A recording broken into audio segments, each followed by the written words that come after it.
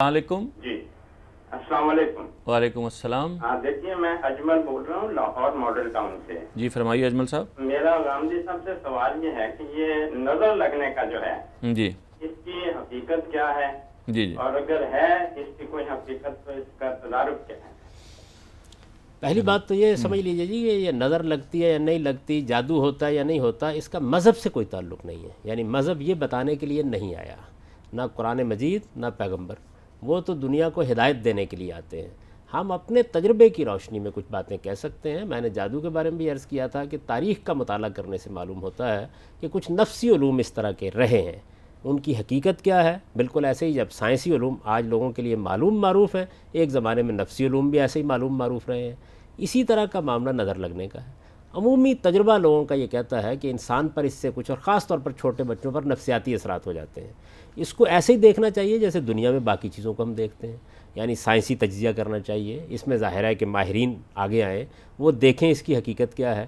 اصولی بات ہم یہ کہہ سکتے ہیں کہ اس طرح کی کوئی بھی چیز اگر ہو تو ایک کام یہ کرنا چاہیے کہ آدمی جو اللہ نے اس کو عقل دی ہے، جو علم دیا ہے، اس کی روشنی میں تدبیر اور علاج کرے. اور دوسرے یہ کہ اگر وہ محسوس کرتا ہے کہ اس کے پاس تدبیر اور علاج کا دروازہ بند ہے تو اللہ سے دعا کرے، اس کی پناہ چاہے. امید ہے اللہ تعالیٰ اس پر کرم فرمائیں گے. تو اگر کسی وقت یہ محسوس ہوتا ہے، حقیقت کیا ہے یہ میں عرض کر چکا ہوں کہ ایک نفسیاتی نوعیت کی چیز ہے، اور عام طور پر لوگ یہ سمجھتے ہیں کہ اس طرح کے نفسیاتی اثرات ہوتے ہیں. وہ ہم بھی دیکھتے ہیں. یعنی کوئی کسی کو غصے سے دیکھتا ہے یا کوئی کسی کے ساتھ کوئی اس طرح کا معاملہ کرتا ہے، ہم پر کچھ نفسیاتی اثرات ہوتے ہیں، اور ان کے پھر ماں بعد اثرات جسم پر بھی ہو جاتے ہیں، کیونکہ انسان ایک نفسیاتی وجود ہے. اور اعصاب آپ کے کمزور ہیں، جیسے اعصاب کمزور ہیں، بچے ہیں جیسے، تو وہ متاثر بھی ہو لڑکیاں جاتے ہیں، بعض عموماً اوقات. خواتین میں زیادہ اس طرح مسئلہ کے موقعوں کے اوپر بس یہ کرنا چاہیے کہ اللہ سے دعا کرنی چاہیے، ان کو اللہ کی پناہ میں دینا چاہیے، اور یہ کوشش لیکن کرنا جیسا چاہیے اس کہ جادو کے بارے میں بھی اور نظر کے بارے میں بھی روایات میں ذکر تو آتا ہے. بعض روایتوں میں ذکر آتا ہے، لیکن وہ کوئی ایسی مستند روایات نہیں ہیں. ان میں بھی یہی معلوم ہوتا ہے کہ لوگوں نے اپنا ایک عمومی تجربہ بیان کیا ہے. تو حضور نے یہ بتا دیا کہ اللہ کو یاد کرو، اللہ سے پناہ مانگو. ظاہر ہے کہ ایک بندہ مومن یہی کرتا ہے. عام بیماریوں کے معاملے میں ہم کیا کرتے ہیں؟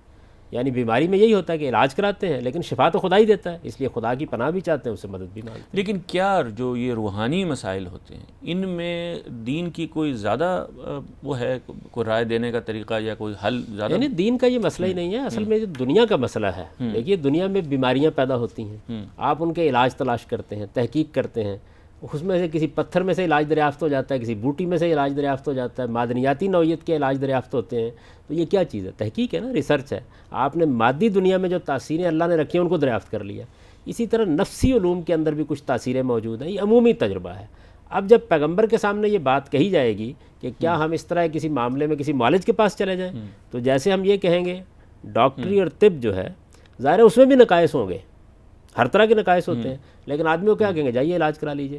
حضور سے پوچھا گیا جی یہود عام طور پر اس طرح کی باتیں کرتے ہیں، تو آپ نے کہا کہ کوئی چیز اگر مشرکانہ نہیں ہے تو جاؤ علاج کرا لو.